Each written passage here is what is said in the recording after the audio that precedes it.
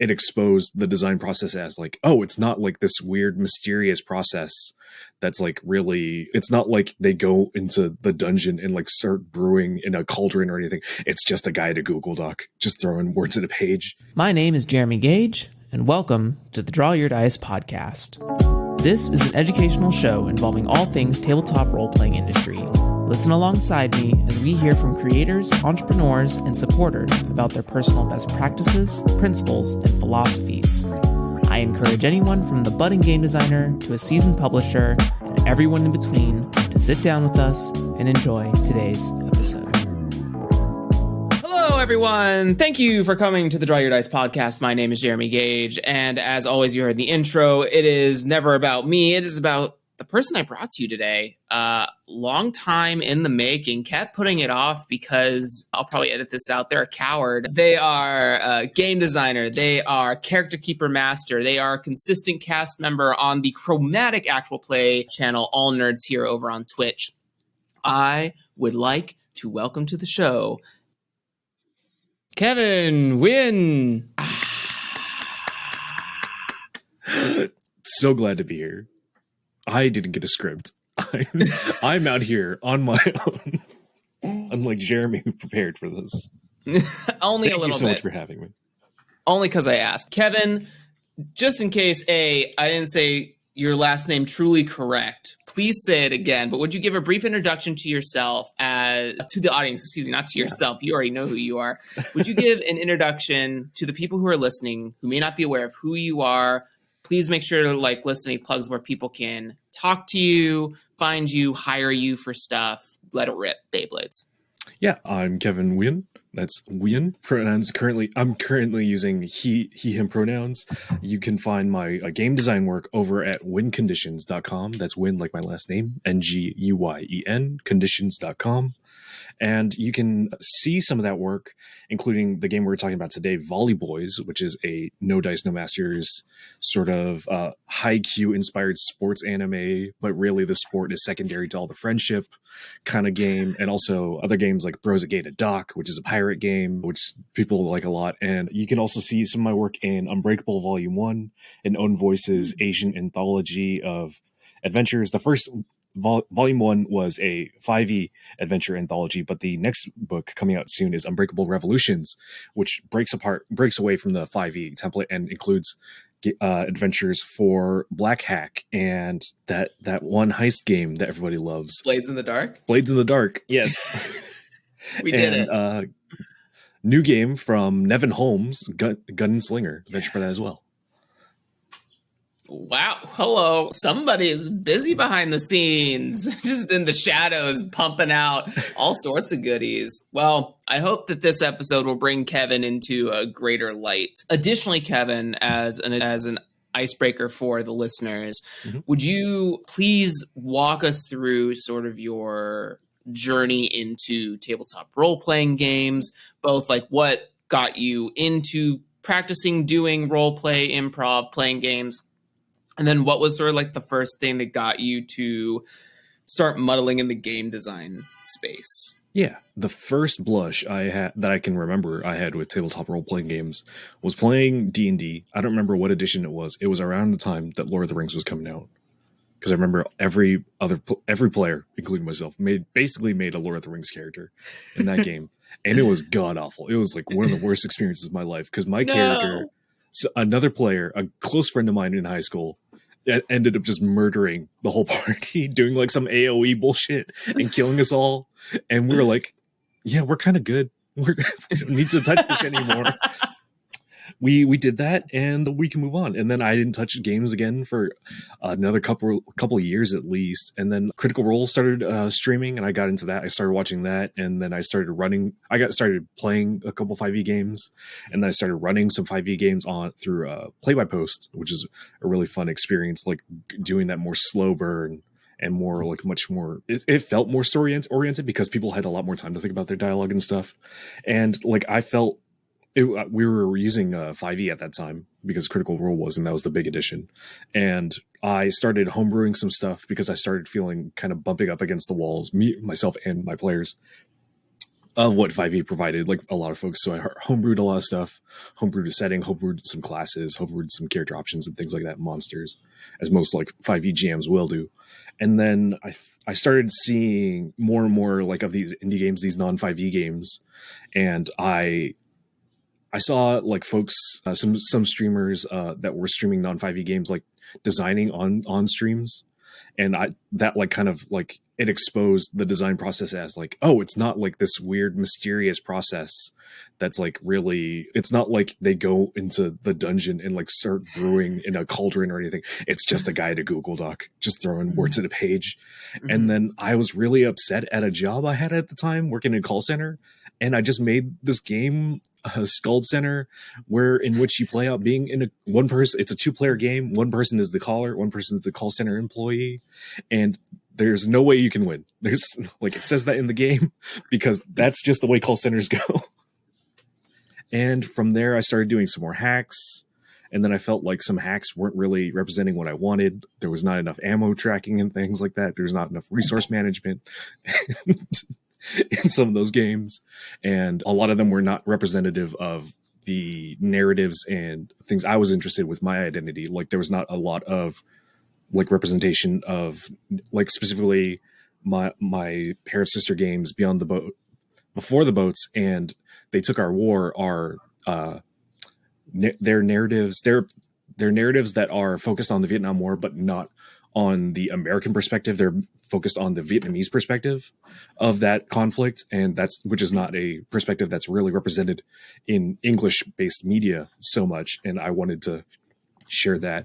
So it's a lot of that, like finding these both mechanical and narrative sort of boundaries that I kept bumping up against. So I'm like, if somebody else isn't going to do it, I guess I will. Great. Like, are we done? That's a lot. nobody made a volleyball game I liked, the volleyball anime game I liked, so I made one. I love that. I loved it. I think I've been having a lot of conversations about like, what does it mean to create diverse pieces of,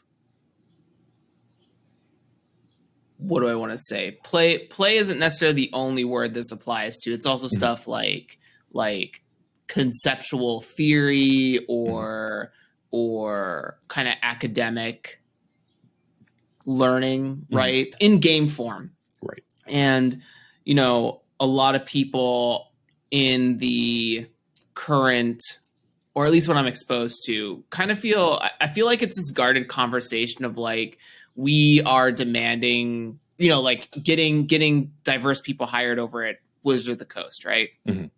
That's cool and all, but one issue that I don't think a lot of people are thinking about is that no matter how many diverse or inclusive individuals Wizards of the Coast hire, Wizards of the Coast or even Hasbro will never be a Black owned, Black run. It'll never be it'll never be a diverse company, because that's not what it's been built upon for the last 30 years, right? Or however many years it's been in existence.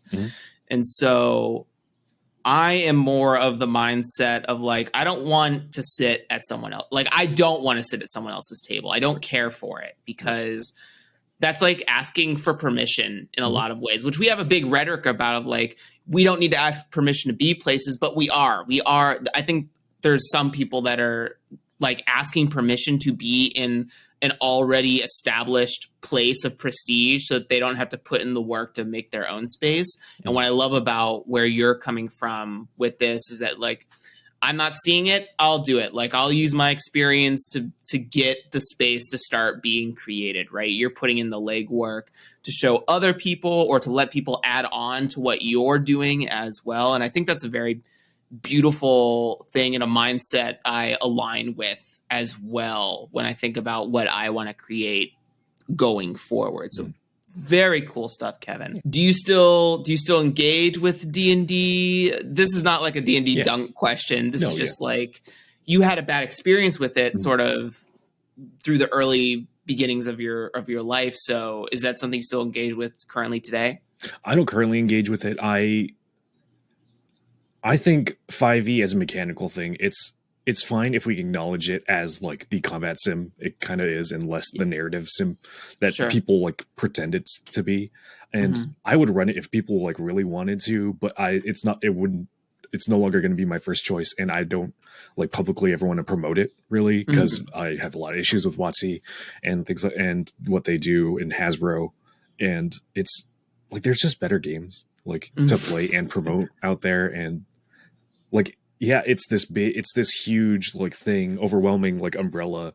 It's an umbrella term for like tabletop in like outside of the industry, and like it gets people in the door, and like it's a useful tool in its own ways, but I don't really engage with it personally too much. What do you think about that, like permission / making your own place sort of rhetoric as well? Do you have any thoughts in relation to what I said there? I think it's a mixed bag. I don't want to disparage folks who do jump in, who do like try to work for WotC, because like as like the meme phrase says, we live in a society. Like people got to get by it, and like it is a platform that people can use to boost themselves up, which is like if you can use like the tools against them to like lift up yourself and other marginalized voices, please, all more power to you. And I don't want to say like just because I don't fuck with 5e doesn't mean like anybody else can't fuck with it. I just think we need to recognize the issues with the company and things like that, and like be careful with how we like sort of endorse these brands. Like it's not like D&D and WotC is not like, it's not really the community like folks say it is. It's a brand, it's a company, it's a product, and like we can acknowledge the tabletop community and like the community of people that play and make for 5e without like sort of going to bat for this product and this corporation. But also like, yeah, it's a scummy corporation that like really in recent days, as we saw with some folks that like sort of came to light with WotC's practices, will hire on diverse folks and just chew them up, use them to their own advantage to like say like, yes, we are diverse, we are hiring people of color, we are hiring queer folks, and then like steal their ideas and then just let them go and let them get burned the fuck out. And so it's like, I think D&D and WotC are a tool that we can use to like kind of uplift ourselves in spite of it, but not because of it. Yeah. Cool. I'm vibing. I'm here with it. Well, then let's talk about how you've been making space with starting with a volleyball game that you needed to exist. Let's talk about Volley Boys. So, Kevin, would you just, as the designer, give a brief introduction of like what Volley Boys is, what you're playing, and how you interact with the game as a player? Right, yeah. So the shitpost version of this pitch is, have you seen Haikyuu? It's that. So, but shout out to all my Haikyuu fans out there. The less shitposty version of this is that it's a no dice, no masters built framework, which is token based and very more character forward than some other games like that we've mentioned on here might be. And it's the Volley Boys is about where you play out as high school students on a volleyball team, and really the volleyball is ancillary to the character dynamics between the characters, because the playbooks of the characters are, you're playing out like the archetypes of characters in a sports anime rather than like the positions of like setter, ace, libero, anything like that you would find in volleyball, the actual sport. You're playing out as like the captain, you're playing out as the upstart, the genius, the romantic, the clown, and like a lot of the moves are more like how do you interact with the other characters on a personal level rather than like I hit the ball real good, which is like you can do, and which is real cool. It's always cool to like describe how you really get in that spike and you lay into it the ball, and how the ball like squishes on the frame and like everybody like sort of gasps and the music cuts out. But also it's really cool for the captain to have a move, I think, where you just take another player and you go to the vending machines and you buy him a drink and you say like, what's going on? Like, tell me what are you feeling right now? Or like when you're the romantic and like you just you spend a token to ask another player like, why do you love me? Like what's like, I think that's great. That's like the real juice. And like that's really emblematic of sports anime, in my opinion, because the sports are almost like they're just this catalyst for these character interactions more so than actually like the focus. It's still like a prominent role because it's still cool and sports are cool a lot of times, but it's like really the thing that's the juice for me in these narratives are the character interactions, which is what I wanted to emulate with this game. And Juice, and I love that Juice is catching on here. Hashtag Juice Nation. Yeah, I think here's the thing. As cool as the action scenes in Haikyuu are, right? As cool as like the almost the powers, right? Like it's sort of like a little over dramatized in terms of how each character is good at what they do. But the only that show would be useless without the context of watching the journey of all these characters and the relationships they form with one another. You know, how all the second years are really tight, how the third years are like, this is their last chance to like live their high school glory days and before like work starts, and they get to stop being kids. And then like the journey of someone who is probably going to go on to do this professionally for the rest of their lives, and watching them grow as both a player, but also as like a person, like this coming of age story. And there's so much wrapped up in Haikyuu. Big recommend if no one's like, if you're listening to this and you haven't watched Haikyuu, if you want some nice, beautiful boy relationships, let's go. Go. I need it. Also some strangely very athletically built children, like children with 8-packs. Yeah. Fucking Daichi, dude. I've got high Daichi energy. I'm dad on the court. So let's talk about how first some things of like reactions that I really like about the game. I think the biggest thing that you sort of systemized a little bit. It doesn't like have a hard mechanic to it, but you have a specific paragraph in the book that talks about the audience and how when certain players are not engaged in the scene, they are the audience, right? And so what's really fascinating about that, and this is only fascinating to me because I come from sort of like a trad adventure background and like D&D, and I do love those sorts of games. Like I love the trad adventure games, Emberwind, D&D, God Blessed. Like I liked Dungeon World, I liked Iron Sworn, like that sort of stuff. But some of the time you get I can't call this like, this is a personal gripe. This isn't like a gripe at every table, so I should preface that. But you know, you get when it's not a character in a scene, they kind of check out. They're like catching up on their phone. They're not really engaged anymore.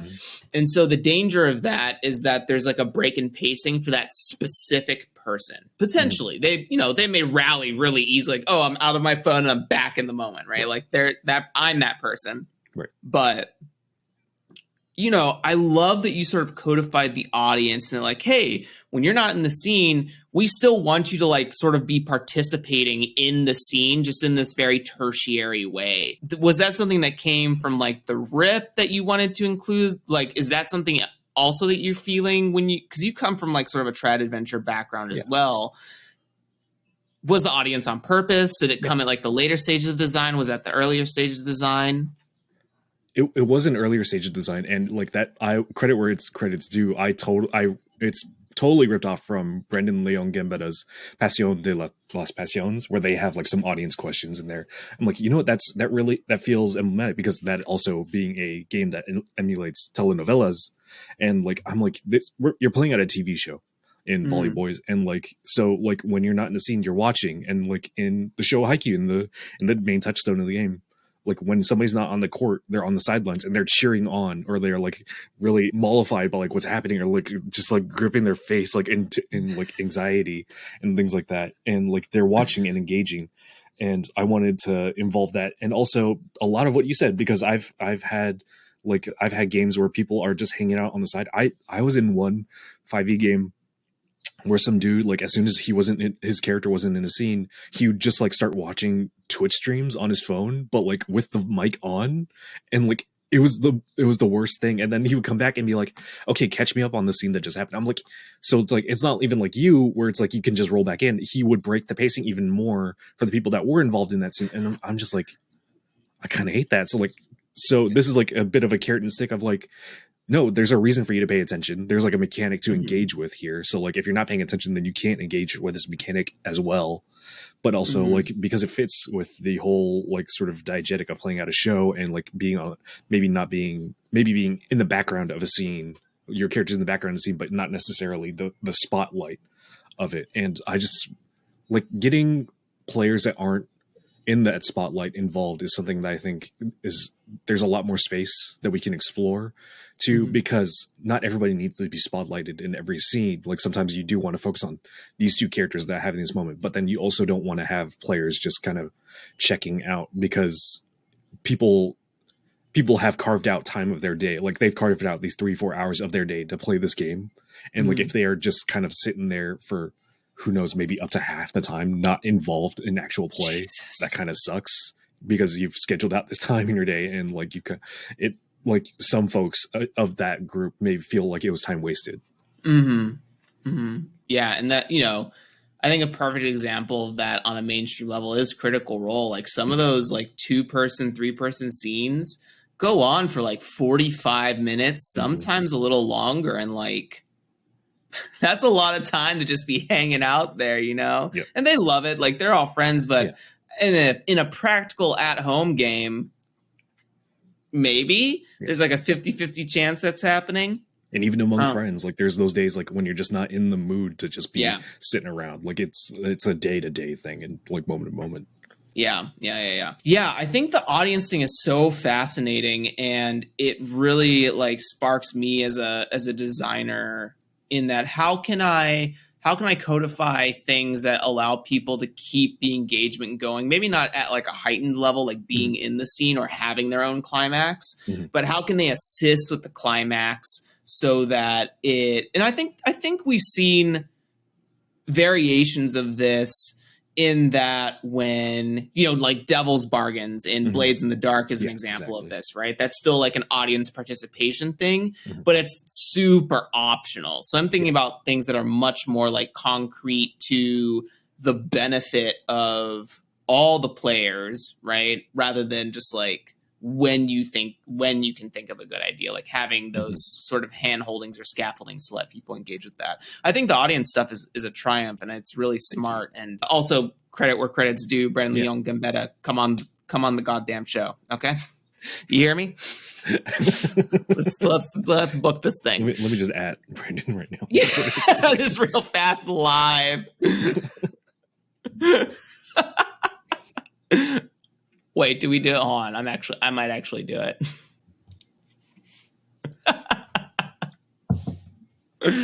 And like, I don't know if you want to keep this in, but Brandon does run a really good masks game, and like sometimes we'll put out open invites for Protean City. I was on it with Alex and Simon. Great time.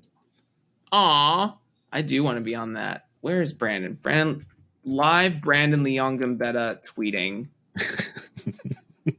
No one will hear this episode for like weeks. Just zero context. Yeah. Get my Twitter up. Be the first person to like. Tweet this man.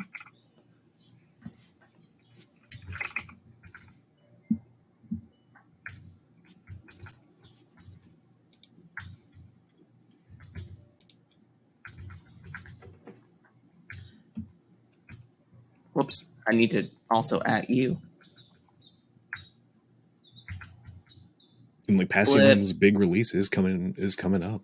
I'm pretty sure. So good time.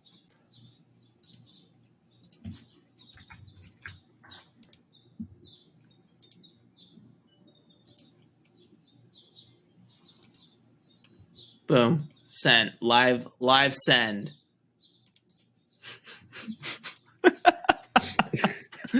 I know he listens to the show, so there's a good chance. Fan. Brandon Leon Gambetta. Yeah, the BLM. But yeah, I think the audience stuff is wicked cool. And even in like a trad adventure thing, I see it like the other players could be the dungeon. The other players could be like reframing the terrible inspiration mechanic to actually be like almost a devil's bargain thing, but in the positive way for the other players who might like split the party for like a good reason, right? Like think about like use a bond from someone that is like miles across from you or in another city, and like, I don't know, there's just some cool unexplored tech there, I think. Not unexplored, but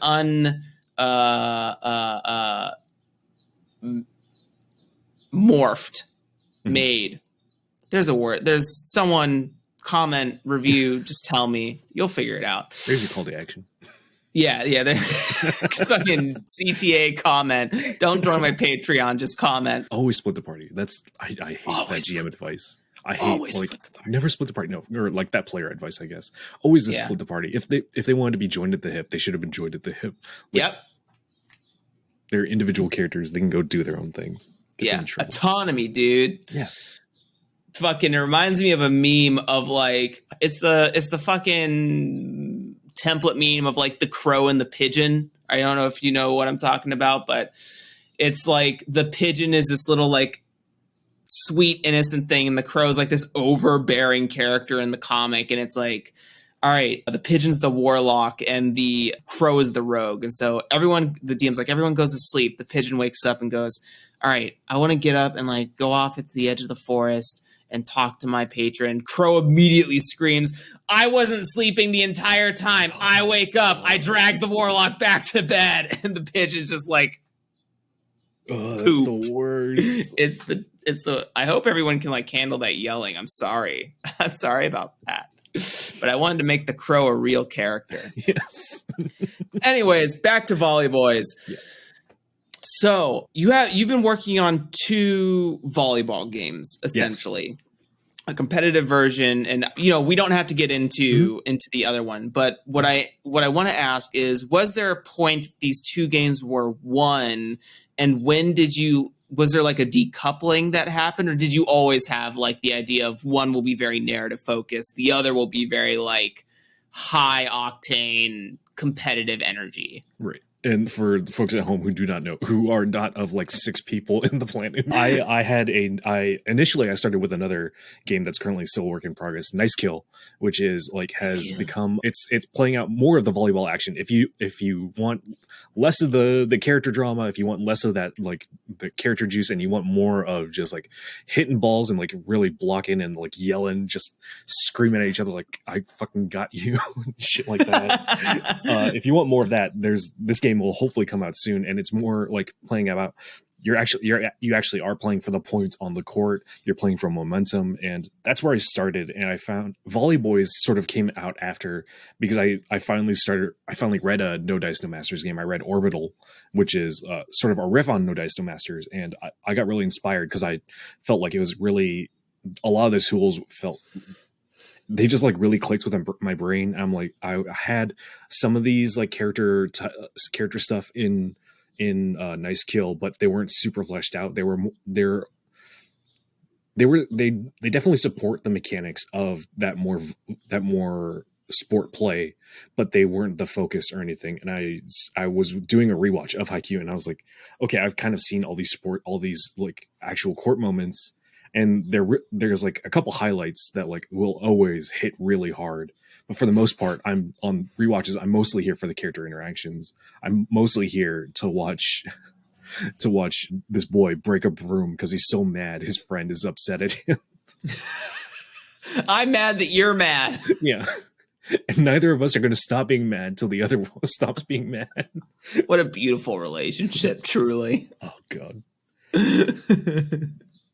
And there definitely is a lot of that. There's some of that character juice because there's like these character interactions that happen on the court in the scope of play.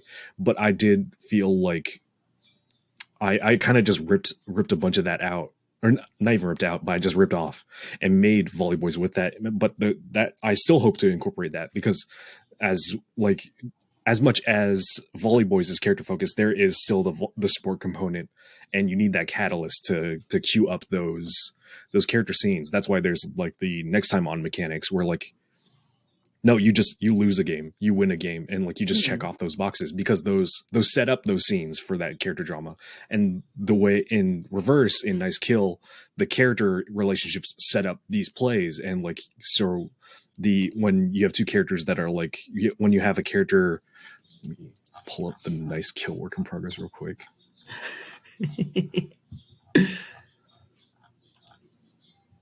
Yeah, when you have a character that is spiteful playing, they're playing in a way that like where because they're playing every point that the other team's ahead of you, they are more motivated out of spite to do better, but then they also are not playing as well with their other teammates because they're just focused on the other team, they're just focused on the score, they're not really focused on cooperating.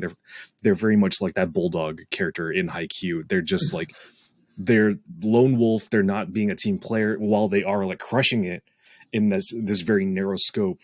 They're not being a great team player, so in the long run it's not great. And that character dynamic feeds into like making moves to like spike the ball or block and things like that. So there is a back and forth, and like while in Volley Boys it's a lot more character centric, and in Nice Kill it's a lot more sports centric. Neither can do without the other. I think it's just where the balance lies between.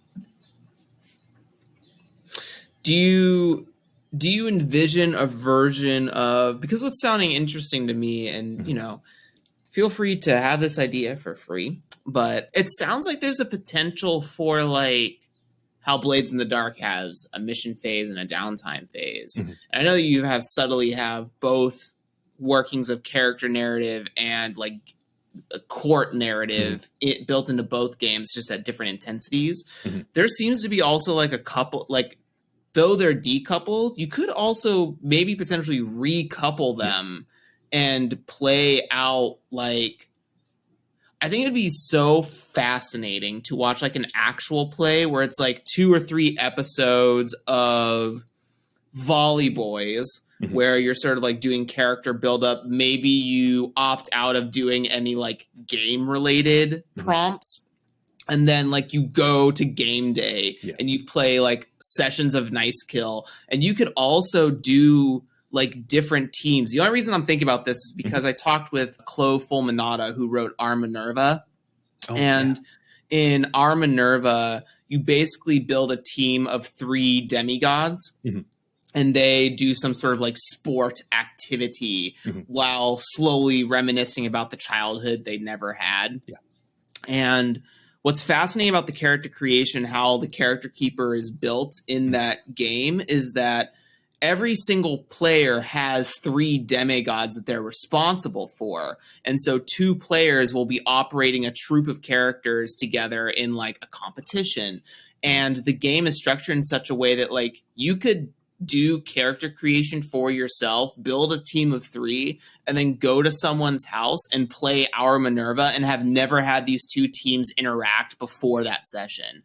So I totally imagine a version where like you could do a buildup of these sport characters, bring your own team to, or bring your own like it'd be totally cool to see like a 3v3 of, you know, you have individual. It's like watching fucking Nekoma and Corsano, like watching individual streams happen on the Volley Boys level, and then have the streams come together on the Nice Kill level and play each other. That'd be fucking.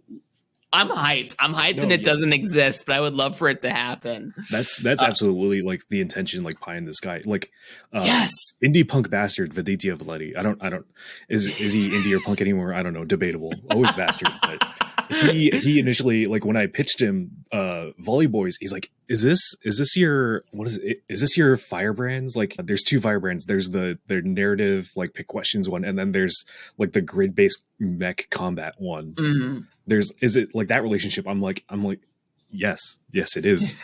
Thank you for that. And and like Nekoma, like what's it, every season after season 1, there's like 2 or 3 episodes just of Nekoma, and you never see the Karasuno boys, and I love that. So like different players coming together like with their teams and like sort of interacting on that level.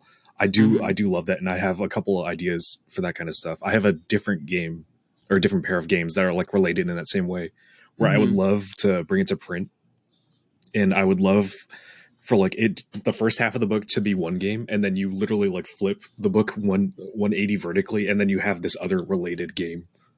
So it's just the two games and the one booklet, and they're related, but you're flipping back and forth as you're playing these two different games. That'd be so. What would you?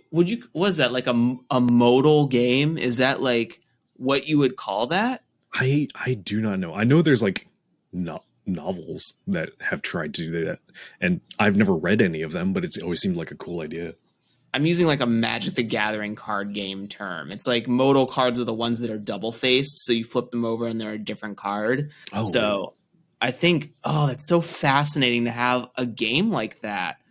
Like what would D&D be like if there was the combat simulator on one side, and then there is like a good narrative game that still like fits within the same theme, setting, elements, and then you just kind of like, when you feel the time is right, swapping between those two things, because that's what regular D&D is right now. It's like there's combat and then there's not combat. That's exactly the game. That's like the loop, right? Yeah.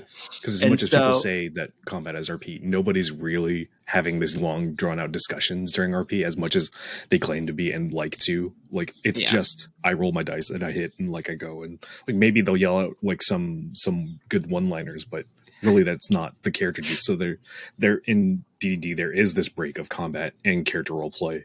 And like, just mechanically break those out. Yeah. It would be so fascinating, honestly. I mean, Dimension 20 sort of does this with their regular season of shows, in that one episode is roleplay and one episode is combat. They break them up into episodes for people to digest in those manners. And I think that I already thought that was really smart. But now with you, like, you've presented this idea to me for what might be the first, like, I've been exposed obviously to like phased games, but to engage in like two different games that are designed to interact with each other when you see fit, like when game day comes, we're doing nice kill. Everyone be ready. You know, like, because even as much as Firebrand's, what's it?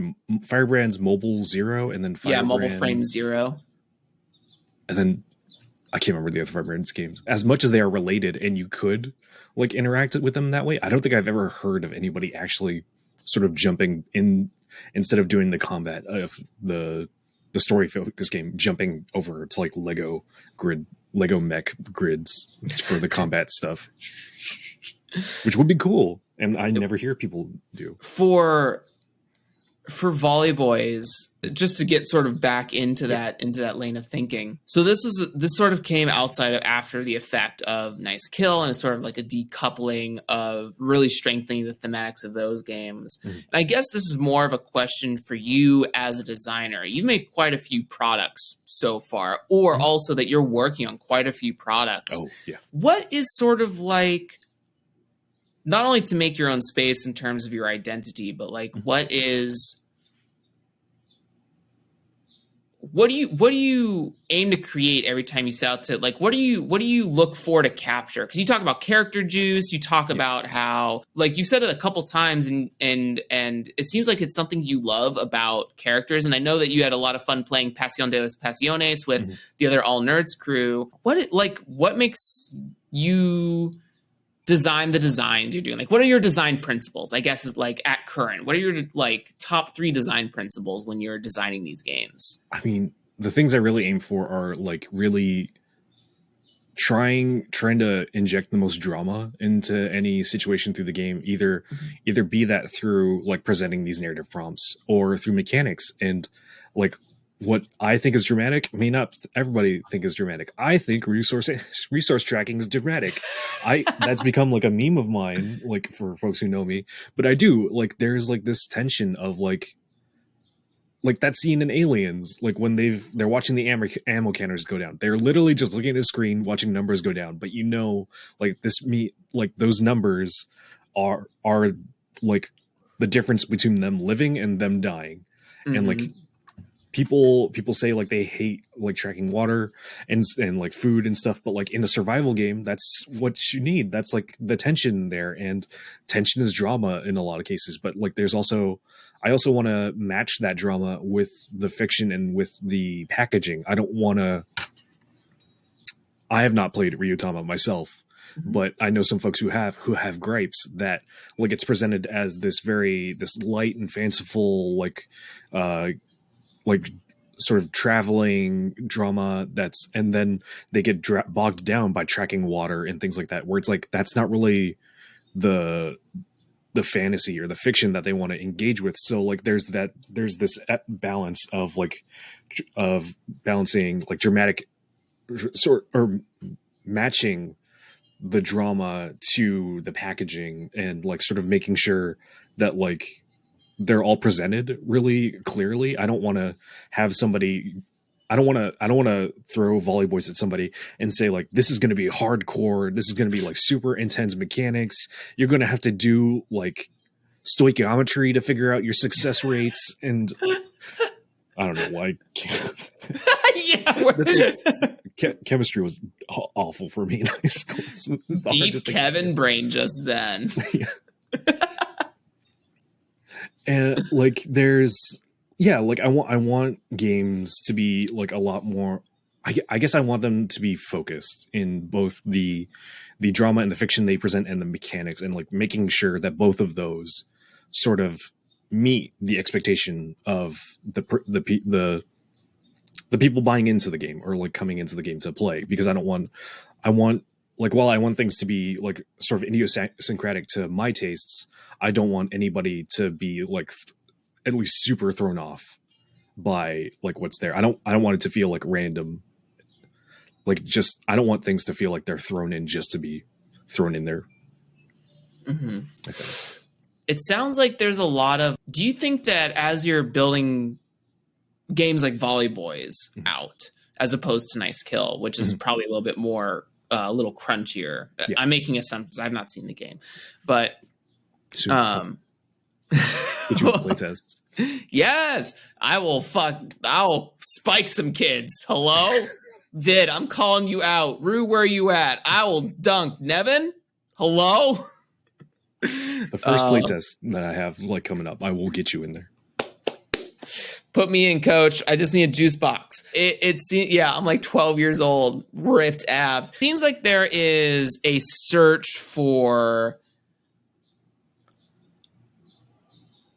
tension and really grabbing the high highs and the low lows of a narrative, yes. Right? Instead of like I don't want to say middling. Middling is not the right word.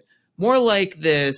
I think a lot of people try to capture like the meandering ebb and flow of high and low tension, in the sense of like, if we're talking a scale 1 to 10, everyone tries to stay within a 3, -3 range. And like, then they one time will hit like an 8, and then another time they'll hit a -6. Right. Whereas it sounds like for you, you're trying to capture you're trying to widen the waveform, like stretch it out, and then it sounds like you're trying to bounce back from like 8 to -7 to 5 to like -10 to 10 to like, and you're like trying to find those or extrapolate or distill those moments in drama to make that the focus, right? To make the drama the focus and the character growth, rather than anything else that could be sort of like secondary or tertiary around that. And, as you memed, but also it's true, like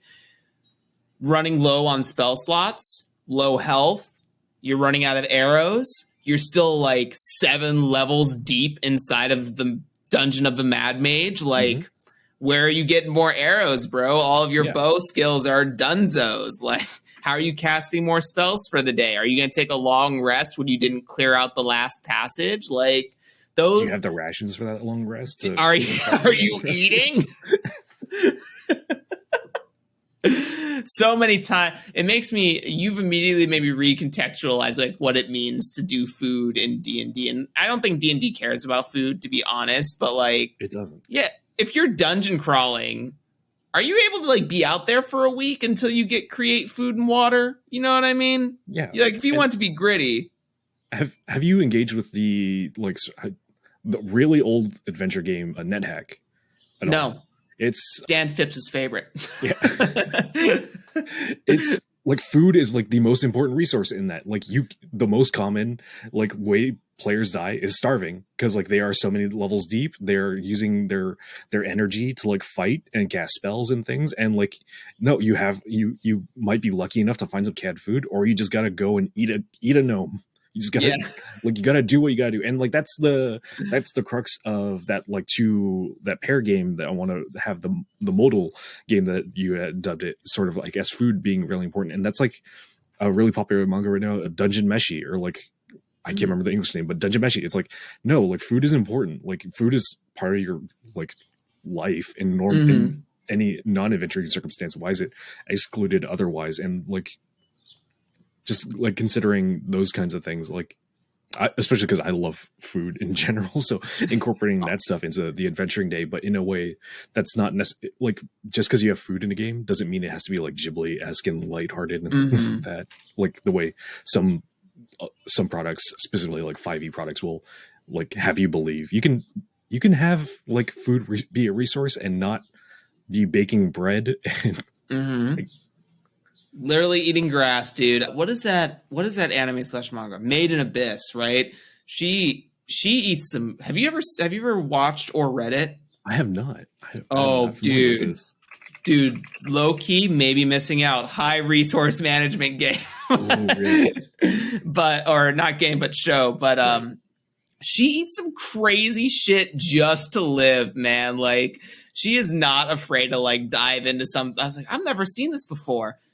Wonder what it tastes like, because I don't have a choice. Wonder if it's poisonous or not. Let's just go in, because I'm gonna die anyway. So she literally says it, like sometimes she's like, you know what, I have some really good like like the abyss, the dungeon, or the big hole that they go in.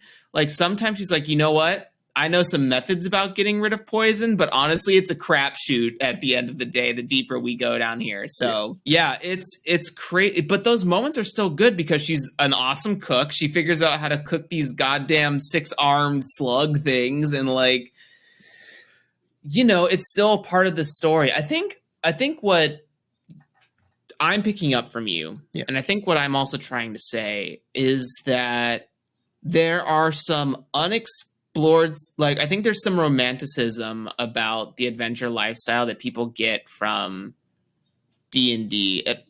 This isn't just about D&D. I think when we think about like crunch things, like you have to track rations. Oh, this is like a survival horror game. Like, or it could still be your epic adventure game. You just don't have the resources to be eaten all the time. So you got to bring the rations.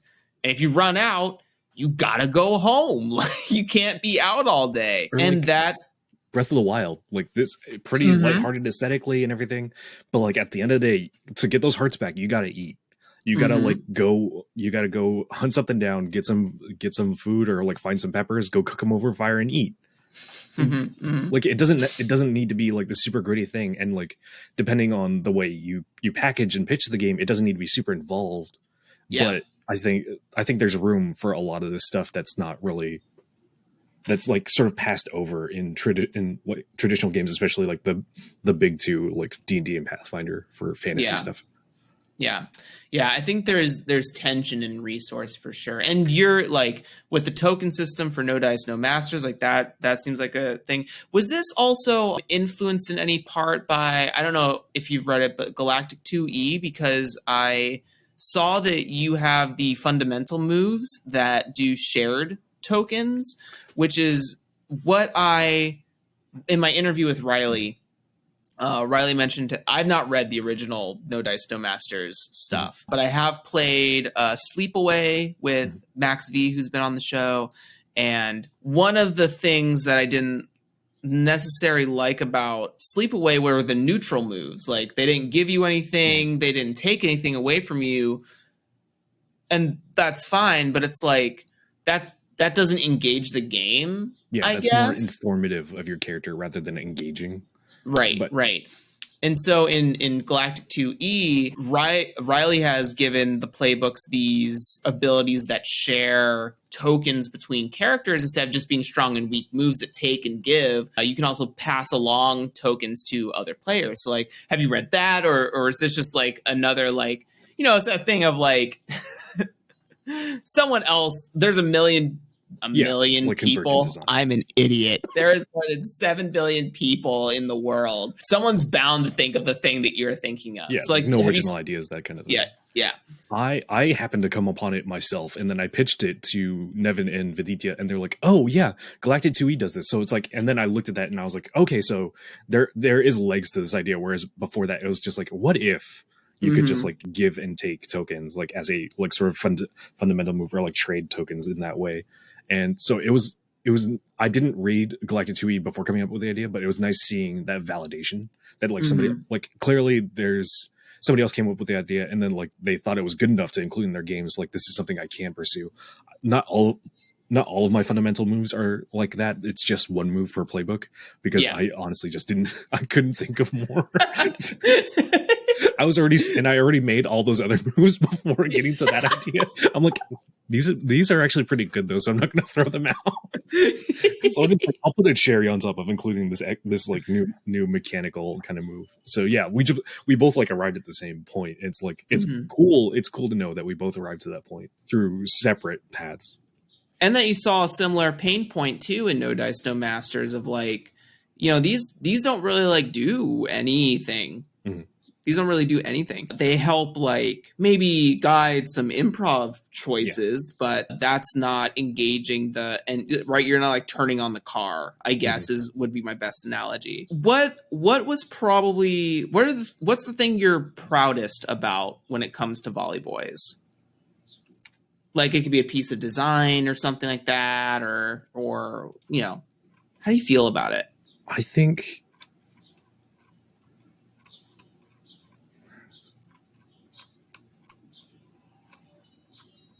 take your time. Yeah, just scrolling through my own game real quick. Releases it, wipes it from memory. I need room for all the other ideas. Yeah. I'm only using 10%, dude. I think I'm really proud that I distilled a lot of these like greater archetypes of like sports anime into these playbooks, because I think I did them really well in like that they are evocative. They're both evocative, but they're not like they aren't so tight that like there's no room for people to make it their own character, because then there's that risk of like being too narrowly focused in playbooks that like it feels like everybody is playing the same character. Like it like every fucking, what the hell are they called? What's the every swashbuckling rogue in 5e feels like every other swashbuckling rogue in 5e. Yes. Pretty much. Yeah. Whereas I think I made them like, I think I made these playbooks sort of evocative enough that you know exactly what kind of a character you're playing. But like, I think there's not much chance that unless you are specifically trying to emulate the character from Haikyuu, that it's mostly based on that two players with the same playbook would make the same character. I think I'm really proud of that. And sort of like that balance of like sort of emulation versus sort of freedom, like giving boundaries so that you're not feeling kind of lost, but also like having them be good guides. Yeah, I agree. I think that it's fun. The little asterisk at the bottom of the Genius is funny. Hey, if you read it, if you buy the game, you'll know what we're talking about, right? So yes. go give them the $10. But yeah, I think that definitely it like in D&D again. I try to aim to not make this channel a D&D dunk channel, so that not my intent. It is like the biggest fucking thing in the room. It's if anyone were coming to listen to this, there's a good chance that using these to like compare to if someone else is looking for a game out there. But it's like you say, a swashbuckler rogue is the same as another swashbuckler rogue. You're gonna focus on dexterity or whatever have you. You're gonna build out your constitution because you're gonna be melee.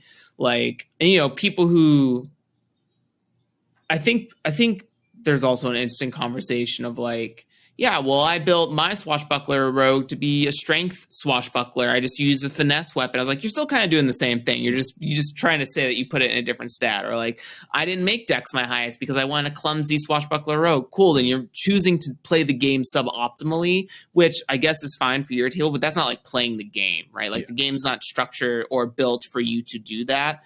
And you're just doing it out of defiance. So maybe there's something else you want to play. And really the thing that changes it is the layer on top of your original character concept, right? The thing that's different is my tiefling swashbuckler rogue versus my halfling swashbuckler rogue, right? Like those are the differentiating parts, but that's on the player's leverage. And so I think what's great about what you've done here is that, you know, again, this is going to be a Haikyuu reference, so this is hard because for someone, this is a non-inclusive example, but like, oh shit, what is his name? Alba? No, that's the school's name. Yeah. You think what's like? Oikawa? Is that Kageyama's like look up mentor rival person from Alba? Cool. Yeah, so they're both the geniuses. Like they're just different. They're truly different geniuses though, in different ways. They're both great setters. One has like a disgusting spike, but the other has like a really reliable teammate. So like the way that they engage being a genius is wildly different because it has so much different dynamic when it's in reference to the environment and the story on the court. So I think you've done a really good job in allowing for that to happen. There's no like better way to put it. I was like, is there a more refined term to say this? No, I think it's really interesting that you've provided that so many different ways to like build out. It's not also just in like building the character. It's also about in like what prompts you choose to engage with all the time, right? Like, because different players will have different like sort of ones they'll lean harder on. Exactly. Because not every genius may lean on like asking a rival like, what can you teach me? Yeah, like some geniuses like will just be like, no, I could do this on my fucking own. I can fucking teach myself. What do you mean?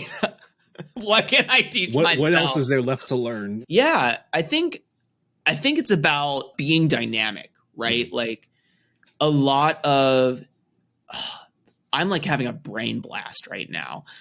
A lot of D&D is static after creation, right? Like you're locked into being a rogue. And then the next dynamic choice, the final dynamic choice you get to make is your subclass. Now, someone might argue is like, well, what about feats or ability score increases?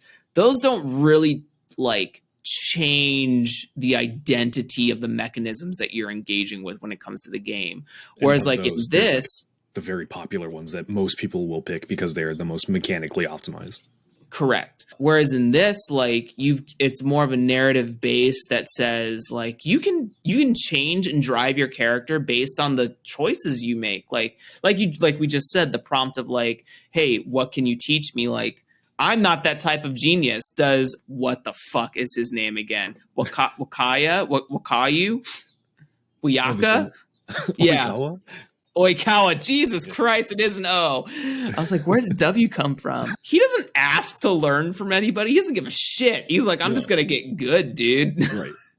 Whereas Kageyama's like, you know what, I'm going to swallow my pride and ask everyone, like, how can I improve, right? The Mia twins and fucking Oikawa in of himself, right? And even in some cases, Suga also teaches him some stuff, whereas like that's just not Oikawa's way. In fact, he brings out the good in other people, and that's his genius way, right? Whereas Kageyama is trying to self-improve.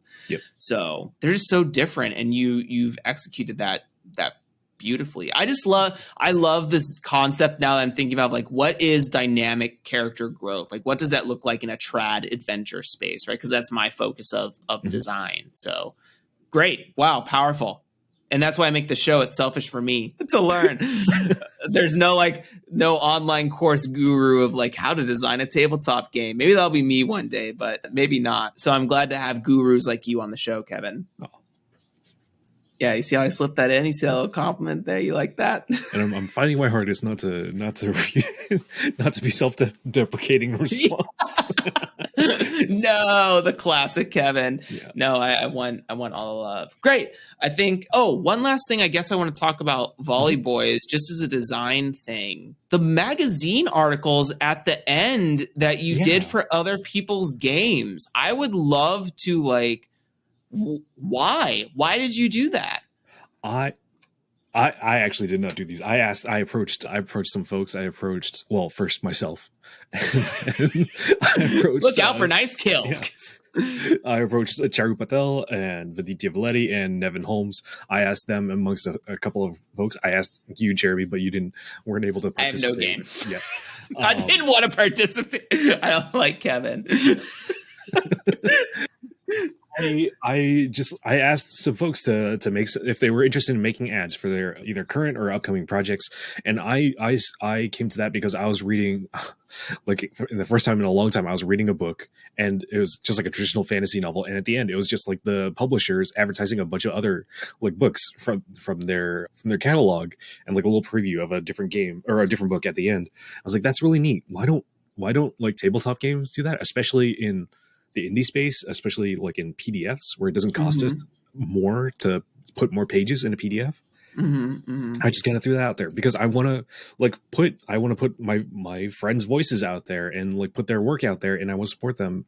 And like, this is a really easy way, just like throwing people, like, if you like this, maybe you'll like my friend's other stuff in this way. And also like sort of that very 90s PlayStation Game Informer kind of way. I was very tempted to like put the ads like break throughout the middle of the book, like between playbooks and stuff.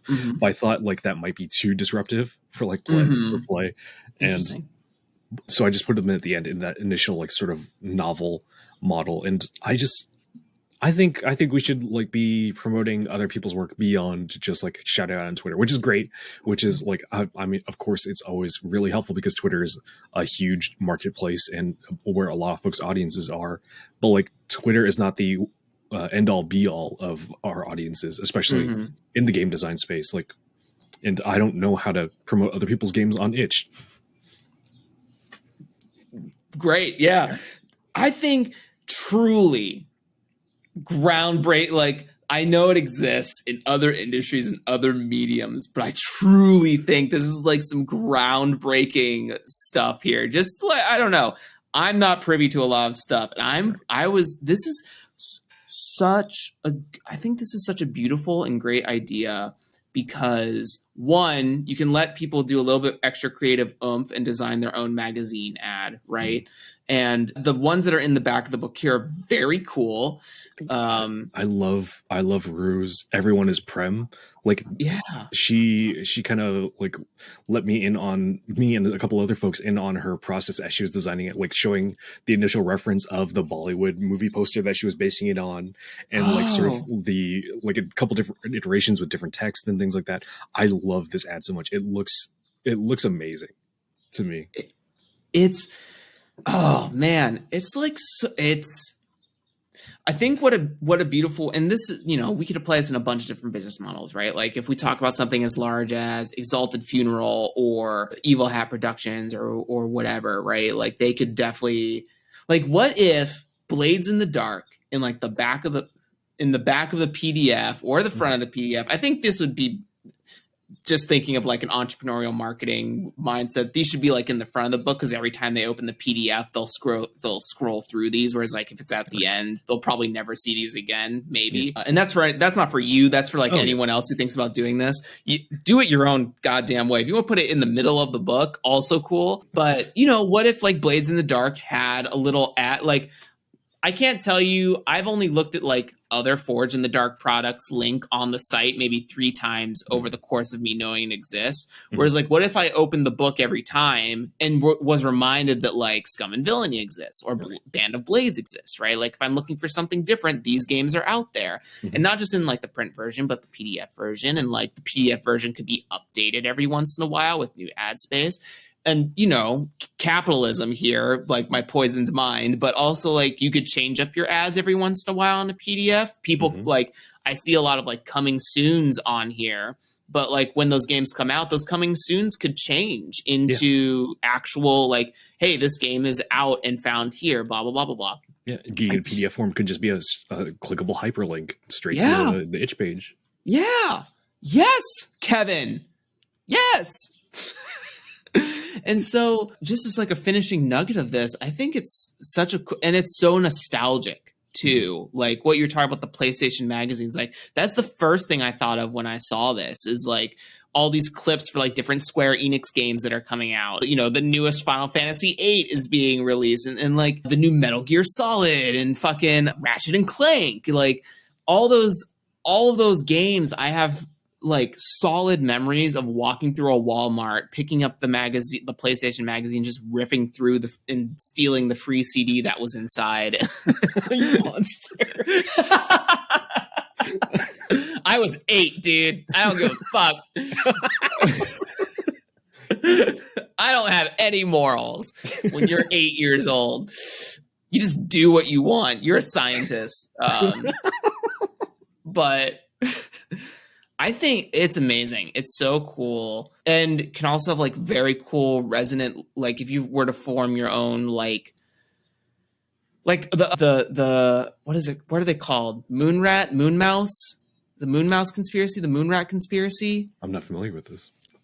They're like a game design troupe that like doesn't really heavily publicize themselves, but you'll know they're in a game because they say whenever you credit us in a game, put a little mouse icon next to us. Oh. And so like if it shows up, you know that one of them had a part to do in the game. And so wouldn't it be cool if like those were all linked together and like some like why doesn't our indie tabletop zine culture not adopt this already? Like they are magazines, right? And I know that like some people are like that's not what the culture is about. It's not about the capitalism, it's about going underneath the capitalism. But it's like, I don't know, this is a beautiful way to do it. This is a beautiful way to do it, to be like, I really like these people. I think they have really cool games. Mm-hmm. I want you to know about them. And you may not be on Twitter. You may not be on Itch, but you may really like volleyball. Got my game. Now you know these other 4 games exist. It's not like, and I didn't like sort of speak to that capitalism thing. I didn't come up to these people and say like, hey, I've got ad space. You want to buy ad space? I'm like, no, like you are cool people. I know y'all really well. And I like your games and your games have influenced me. And I want to help like sort of return the favor by having you do more work and give it to me on a deadline. But like, go ahead. No, you could go ahead. I was gonna say like this is also like maybe an even better way to do like the inspirations section of. Mm-hmm. I mean, it increases your page count, so maybe only PDFs, but like this would be such a cool way to do like, you know, this game was inspired by these other games. Here they are in like the back of the book as far as like their covers or something, right? I don't know what intellectual property permissions you need for something like that, but yeah, I think it's cool. I think it's a really cool visual medium and really engaging to get people to explore other titles. Mm-hmm. More Good so job, than Kevin. Like the touchstone, like as I always include my touchstones and things like that, and like sort of inspirations and people I credit, but like it's a little bit more engaging than just having like that like third page in your zine or your book of just like a wall of text that like kind of it like even for me having done them, it kind of reads as like the legal text at the beginning of any paperback. I kind of just like, oh, that's that page that I always see. I kind of just like let me get to the end of this. And also, like, what if you did a cool, like, collage thing for your touchstones of, like, just grabbing little again, intellectual property stuff. But, right. You know, if your game has a bunch of, like, novel references and movie references, like, what if you just had a collage page that had those movie posters or book covers? Like, you know, I'm not the person who's going to like read or watch every touchstone this game is based on. Mm-hmm.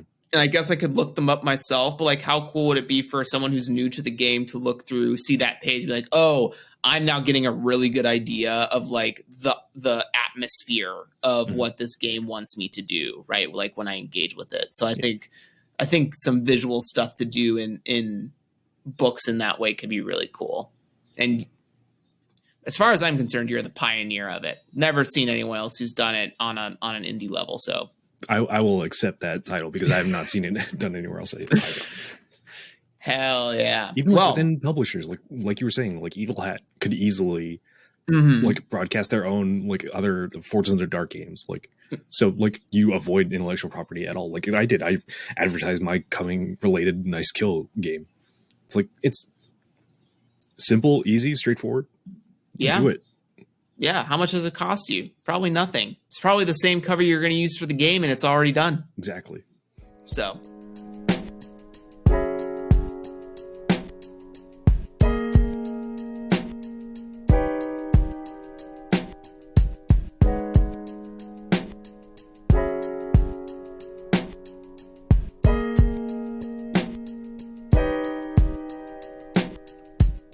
Trends, tips. I think we talked about a couple of trend things just like personally, but so in this section, I ask that you sort of like think about or analyze your social circles, your Discord communities, your Twitter shit posts, your, intimate friend texts about the tabletop space. Are there any trends that you love that you just want to like propagate and tell more people about, like get them out into the space?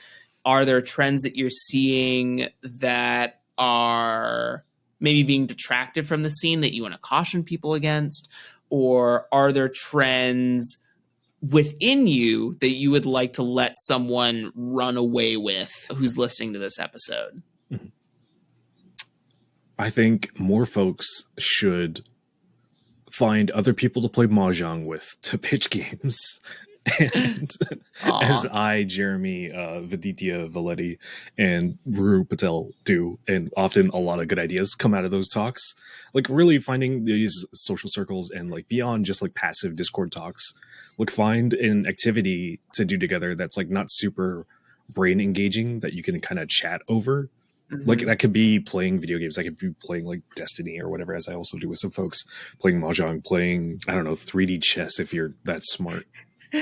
But like finding these things that like kind of switching. Yeah.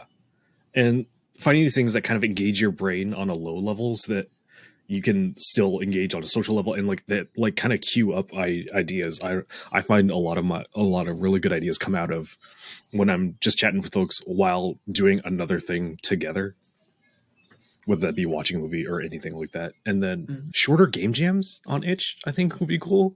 I think I participate in a couple of game jams. Some of my best games have come out of there so far, and I appreciate the long lead times because it gives you time to work on a thing, and like it's accommodating for all kinds of people's schedules. But I think there's also space in our space, especially the Itch space, where a lot of these game jams I know of are being held for a lot tighter game jams, because the tighter game jam is going to let some messier work come out, and it's going to like constrain people not to put out as pretty a product and like a little bit more messy. And I think in having that tighter constraint, you get a little bit more creativity if you don't have the time to make a thing pretty, you might push yourself to make it more unique in a way. I think. I'd like to see just more jams like that. I might not be able to participate them due to my schedule, but I'd like to see that become a secondary trend to like the current game jams trend that's going on. Yeah, I've yet to participate in a game jam, and I definitely do have the time to do that. So maybe that'll be my goal for next week, is find a game jam to be part of. But when I was in two things. When I was in college, I went to both theater school, and then I also went to culinary school. And some of the coolest moments were the ones that had the tightest time constraints. For the theater school, we had a 24-hour, or we like called it 24-hour, but it was really a 48-hour theater project, where at 7:00 at night, we would all be put into the theater faculty space. So it has all the classrooms, it has the stages, it has like the costume department and stuff. It's basically a big warehouse building that facilitates a lot of the play. And we would arrive at like 7:00 at night. We would be put into random teams of actors, directors, and writers.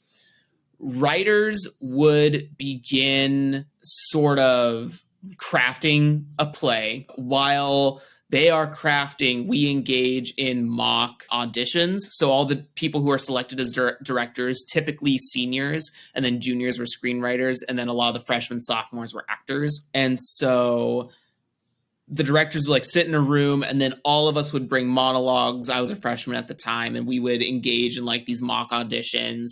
Then the directors would sort of like get one or two people they want to work with based on like some like vibes they were feeling, and then they would get like 2 or 3 others that would like be randomly selected and just kind of mix the pot a little bit. Then they would be paired with a screenwriter, or excuse me, not a screenwriter, a playwright, and then the whole thing would begin at like midnight, and everyone would be like reading lines and trying to like get everything to memory. And we would do that until about 4 or 5 in the morning. Then we would go to sleep until maybe like 9. Like we would have 5 hours of sleep, and then we'd wake up, we would be locked in the theater as well, but we got supplied with food and stuff. The idea was like that we didn't want to like go out and do like not come back while other people were acting or whatever, like practicing. Yeah. That wouldn't be fair to like the rest of your team. To just be AWOL. So we're locked in there for a while. We do more stuff. During the day, this door is unlocked because other people still have classes. So it's not like off limits, but we're putting the stuff together. And then 7 o'clock the next day, we are performing. We have 5 performances back to back to back. Everyone can come and like watch a 24-hour project. And it was like very cool. And like I've been in things where like productions have taken 6 weeks of rehearsal and then just are not as good. And then we would have like an Iron Chef thing at culinary. So very long-winded story that has me talking more than I would actually like in this particular section. But I think there is something really cool about like pushing yourself time-wise, and not in a crunch way, but in like, this comes from like my productivity mind of what could you have done in an hour if you said that you only had an hour, versus saying that like, oh, I have an hour today to write this whole paper or or something like that. Like, I don't know how to phrase that makes sense. Maybe I'm not communicating that well to the listener. I feel like you get me, but yeah, like putting restrictions on yourself so that you can find creative ways to work within those restrictions. Yes. It feels like, yeah. Yes, yeah. So yeah, I totally agree. Like a shorter game jam, like, hey, you have 48 hours, join it, do it, be done with it. And like, it's also faster on iteration. It's faster on failing. Like I feel like you learn faster in that environment because you can put your ash can out there, right? Can jam, and just like put that stuff out there, get people's feedback. And then if you really liked that project, you can work on it more after the jam. It doesn't disappear. Yeah, like focusing more on ideas as an end product for GMs instead of like a product is, I think, what I really want. And like this, I sort of, in retrospect, this is a lot like inspired by this one project I was lucky enough to work on that was inspired by a tweet Viditya made. I can't remember what the tweet was. It's something about Avatar, like the Last Airbender. And then Kazumi and Maria Misan sort of, and Adira, like all like kind of egged Viditya on. This is like really late at night on a Saturday or something. And like, they just decided like, okay, we're just going to start a Google Doc and make this fucking game, make this Avatar game. And a bunch of people just like said, like, can I jump in? Can I jump in? And I jumped in, and like, it was like a dozen people just working on this Avatar game from like midnight Pacific to like 4 or 5 a.m. Pacific, and just like throwing ideas out in this Google Doc. And then it was a lot of really cool stuff. It was me engaging with a lot of these designers I didn't know at the time. And like, it wasn't really, there wasn't a said time limit or anything, but like we all kind of knew like it was kind of, if at least to me, it felt like this very ephemeral thing. But like, once people leave, they're probably not going to come back to this. And then out of that, like we all thought it was really good. And then out of that, Maria Misan on their Twitch, mariabumby.itch.io, put out Dual Natures, an Avatar inspired face-off. And I think that's like one of the most creative projects I ever participated in. And that came out of a very game jam-esque environment that just came out of in response to a shitpost tweet with ETMA. I love that. How cool would that like 6-hour workshop like experience be, right? Like to just like randomly draw 5 people. Here's your prompt inside of a Google Doc link we'll give you. Go to fucking town. Like something like that is really like, I don't know. I like the energy of it. It's very like tingling. I think that is a beautiful trend to think about too. Just like thinking about shorter things, right? I think about like shorter campaigns, like when you do actual plays. I think about shorter iteration cycles. I think about like not trying to bite off more than you can chew at any one given time. Right. And doing things like very small increments very quickly, I think is more powerful than something you do on a longer stretch of time that you end up like sputtering out of and then feel sort of unfulfilled in because you didn't want to iterate on it. That gives you a lot more room to be like a lot, or not room, I guess, but gives you opportunity to be a lot more focused and be a lot tighter. So like you just, there's this very specific theme or this very specific moment I want to hit. And like, I don't need 300 pages to do it. I can do it in 12 and like, that's all I need. And I can do it in a weekend and like getting that out and then doing a bunch of small projects that like really hit on these very specific things can be as fulfilling as having this long sort of epic thing. Like you, like I have projects that are going to end up being longer, like sort of more trad fantasy games that I'm passionate about, but they do hit a different spot than a lot of these smaller, tighter games that I'm working on too. I think there's room for both in our industry. Yeah. Neither is like exclusionary of the other. Yeah. And also not like better than the other as well. They just fill different. I think that's a really cool thing that you're sort of maybe touching on here is like they fill different niches. Like there are people who want the 300-page campaign book. There are people who just want the pillars, like in Galactic 2E, like that's enough for them, right? Who have good improv skills. It's also about like level of knowledge, right? Like some people want a big book that can hold their hand a lot of the time. That's why like D&D adventure modules exist and stuff like that. And then there are some people who just don't buy that. But what they do buy are like toolkit things for prompting, maybe stuff like Beak, Feather, and Bone or Mother Effing Microscope, right? Like a lot of those games facilitate creative tertiary uses. Grasping Nettles is another example. So yeah, I think it's about like the niche isn't, I don't know. I've had some recent conversations where it's about like, how do you capture a wider audience? And I think that when you want to turn this into a business, when you want to turn game design into a business, right? And I think that the thing is that there is a wide audience out there that's not being grabbed because you're focusing on the wider audience that's already grabbed, right? I mean, people talk about accessibility in their games for dyslexia or colorblindness or providing audio components. Those are people who are not being engaged with in our industry on a wide level, right? Those are people who will buy your product or your content if that's what you want this to be. Like if you want to, and as the show is, it's providing an avenue both for doing this as a hobby but also doing this as a career, is like there are people out there who are not being fulfilled in the needs that they have. And so instead of trying to conquer Wizards of the Coast and break off a piece of that pie, why not just bake your own pie? Right. And like you can play in that pool that Wizards has, that very high fantasy, heroic sort of sorcery and magic, and still be a lot different. You can be like, a lot of these OSR games are like so drastically different, or like maybe I should say Sword Dream instead of OSR because they're less fash. And but there's a lot of games that like sort of play in that same wheelhouse that feel like really unique, and like you can have that D&D experience, but you could also have these other experiences playing you could play like the same adventure and have such a different experience just based on the different mechanics a different game gives you, because you have a different way to engage with the conflicts that are presented to you.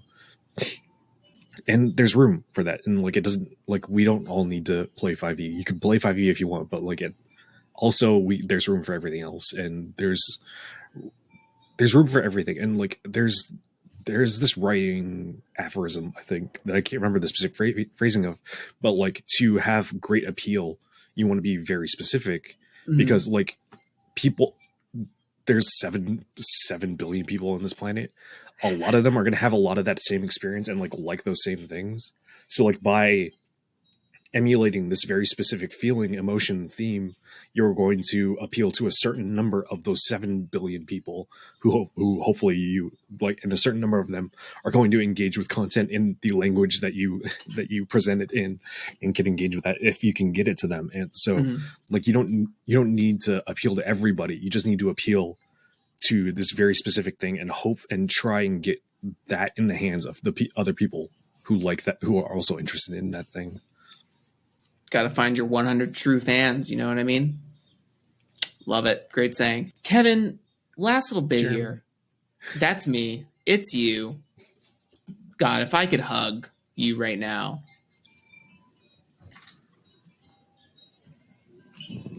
I'm making a hugging noise on this microphone. I hope I'm not blowing out your ears. Tips, the last little tip thing. If you had a tip out there to share in terms of, because you're part of a lot of projects. And so I know like collaboration is pretty much the basic answer to this, but like, what have you found to be effective in terms of connecting with people? What would be a tip you could give for people who want to broaden their social circles or be a part of more things? What have you found effective for you? Right.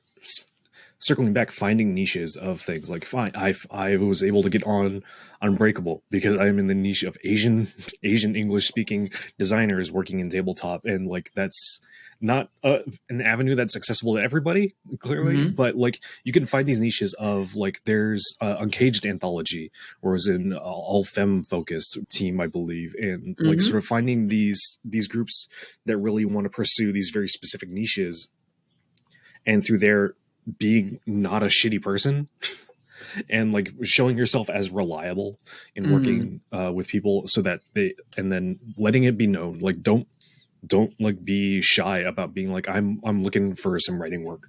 Like, I'm currently on the MacGuffin and Co. Odd Jobs Kickstarter, writing something for one of their supplements, and I just straight up added them on Twitter, like, hey, you need somebody to contribute to this? I can contribute to this.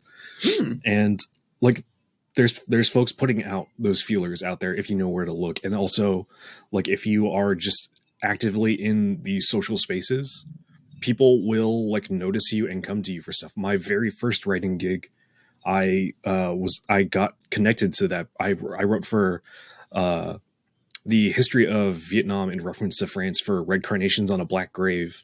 And I was able to get that through James Mendez Hodes, who we both shared a social space, and he put out feelers for like, are there any Vietnamese descent folks who can speak to this subject matter? I was like, I can speak to that subject matter, and I was able to get on that project through that.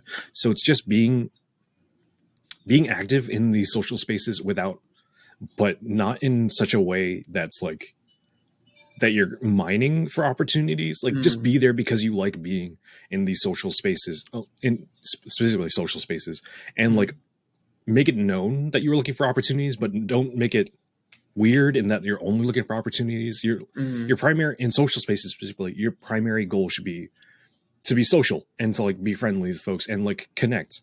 But those will hopefully lead to other spaces that are more work oriented, and in those you can also get more work. So like, just be in these spaces, don't be an asshole, but don't hide the fact that you're looking for work. Or like the 3 highlights there. I love it. I'm here for it. I vibe with it. I'm engaging in that now. And so, yeah, I think, often on the show, we've had the advice of like, find social circles to be a part of. But I think it's also, I think what's missing from maybe that advice that you sort of put out here that I maybe never articulated or Mhm. tried to articulate with other guests. Not that they didn't mean this. I don't want to, Oh, yeah. I'm not spitting on any other guests here. Please, I love every one of you. But I think something to add to that advice is like, be a part of the spaces that you want to be a part of, Mhm. right? I think part of that past advice is like, be a part of spaces that you quote unquote need to be a part of. Like that's how it could feel, right? Be a part of the Brain Trust because there are a lot of designers there, maybe not necessarily because you like game design, right? Mhm. If you wanted to be in actual play production, like maybe that's not the space for you there, right? That will help you do the thing you want to do, right? And it shouldn't be transactional. That's not what I'm trying to play here. Exactly. But you should find the spaces that you want to, you are a person is a sum of the people that they have around them, and then is also an additional sum of the people that those people have around them, right? You're like a combination of like 16 different people. Mhm. And so at any one time. And I think that, I wanted to be a part of a game design culture. I wanted to be a part of POC culture. I want to be a part of conversations about diversity and inclusion. I want to be a part of trad adventure game spaces because I like those sorts of games. And, all of that has the opportunity for me to be a part of it if I want to, do an actual play using a trad adventure game. I want to design lore for people. I want to help with GM systems. I want to make subclasses or whatever have you, whatever the pieces are, right? And so if you have, I think if those all become resonant, it will naturally provide opportunities for you to be a part of things. And that's what I'm picking up from what you're saying here. Are we on the same page, Kevin?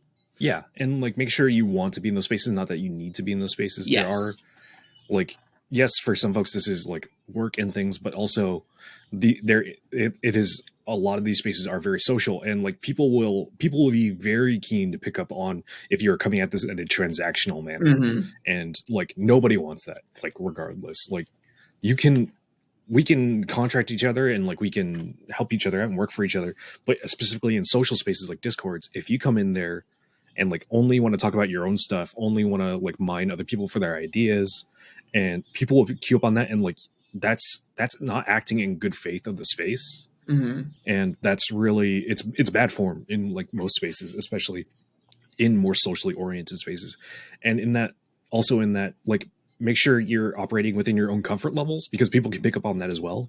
Like speaking for myself, I find it very difficult to engage in larger Discords. Like I joined the Brain Trust when it wasn't super. It had a big audience, but like it wasn't like it wasn't as busy as it currently is, and I could engage more then. But now it's become a little overwhelming for me. So now I'm more lurking in there and not really putting out as much, and I'm more spectating, and like that's just my comfort level, because I find it like I struggle to keep up in spaces that have a certain threshold of a large audience and people, and a certain threshold of activity, because just for personal reasons. So like make sure you're operating in your own comfort levels in all things, really, because your own comfort should be secondary only to like the comfort of like the planet. What a beautiful note to end on. Praise the planet. Kevin. Mother Nature, please. Thank you for being on the show, Kevin. It has been an absolute, we talk outside of this, but it's finally a pleasure to have you on the show, on the record. For everyone at home, Kevin, why don't you give a quick outro to yourself? Again, plug yourself, talk about things. Where can people find you, get to you? All these links will be in the show notes for your access listeners. I'm Kevin Nguyen. My pronouns are currently he, him. You can find my personal game work over on winconditions.com. That's Nguyen conditions.com, which will lead to an itch page, which includes Volley Boys, my latest release. And soon we'll hopefully include Nice Kill, a related volleyball anime release. And you can also find my written work and currently in Unbreakable Volume 1, available on DriveThruRPG, and the upcoming Unbreakable Revolutions, which will also be available on DriveThruRPG. And you can come see me on Wednesday nights at 5:30 Pacific on twitch.tv/allnerdshere, playing on an all BIMPOC cast with Simon Moody, Alex Guerrero, Charu Patel, Viditya Valetti, and JR Zambrano. We're currently playing in some retro future cyberpunk through Hardwired Island. We're having a great time. I play a really grumpy old skater man who looks like the Crypt Keeper and acts like the Crypt Keeper. Amazing. Really great stuff. Yeah, make sure to go check out all this. Make sure to go get Volley Boys. Look out for Nice Kill. Everyone, thank you for joining us today. Thank you for sitting along with Kevin and I. We really appreciate it. And, I learned a lot. So I hope you did too. We will see you next time. Say bye to the people, Kevin. Bye. Thanks for having me, Jeremy. Bye. Thanks for being here.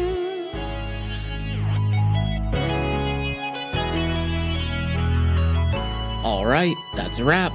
Thank you for taking the time to sit down and hang out with Kevin and I. We really appreciate it. You can find links and resources down below in the show notes, such as getting in touch with Kevin or other episodes with similar topics. If you want to be a part of the conversation, please come and join the community Discord server. Also, make sure to subscribe to the Draw Your Dice Patreon, where you can get access to early releases of episodes from as soon as we interview. Thanks again for stopping by, and as always, I will catch you next time.